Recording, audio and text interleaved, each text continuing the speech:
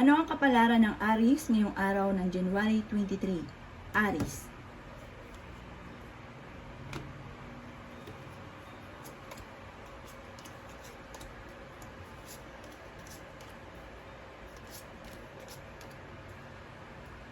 Sinasabi po dito ng ating tarot card Aries na may paparating sa inyo na kasaganahan para sa buong pamilya. Sinasabi rin po dito na maaring kayo daw po ay minsan may pagkakataon na parang nakakaisip ka ng mga negatibo na parang eto yung parang a-adapt daw po ninyo. Alisin nyo daw po yung negatibo na isipin. Sinasabi rin dito na kayo ay masipag. Sabi rin po dito madadagdagan pa daw po yung kita ninyo. Sinasabi rin po dito na maaaring yung kasipagan daw po ninyo ay may patutunguhan. Sinasabi rin po dito na meron daw po kayong pag-uugali na parang mapagbigay. Parang pag may lumapit sa inyo, hindi nyo ito napapahindian. Sabi rin po dito ay yung pagsubok nyo daw pong pinagdadaanan ay malalampasan ninyo.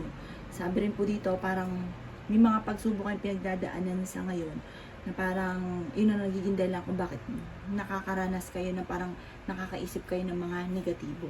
Sinasabi rin dito na kontrolin nyo daw po yung inyo pong emosyon. Sinasabi rin po dito na may darating sa inyo na parang hindi ka makakapaniwala sa parang malaking magandang pagbabago na magaganap sa buhay ninyo.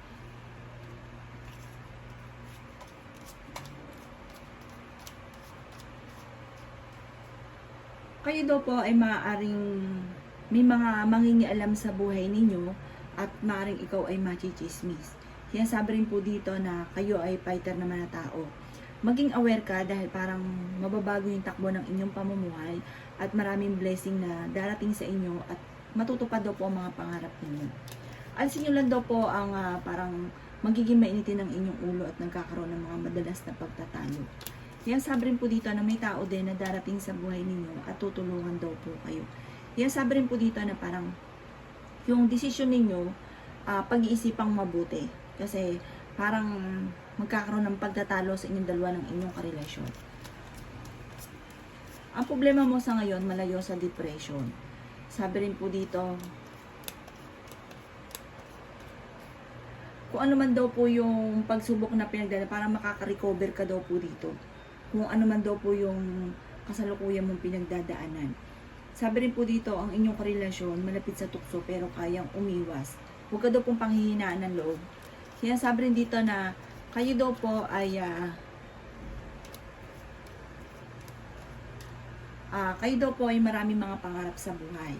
Matalino daw po kayo. Sinasabi rin dito na maging aware ka lang dahil parang may mga tao na parang hindi mo inaasahan na maaaring manloko sa inyo.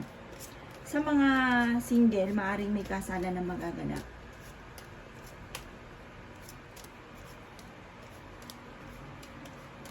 Sinasabi rin po dito na may pasanin ka sa buhay na parang hindi mo na kayang pasanin pa, na parang gusto mo na siyang bitawan.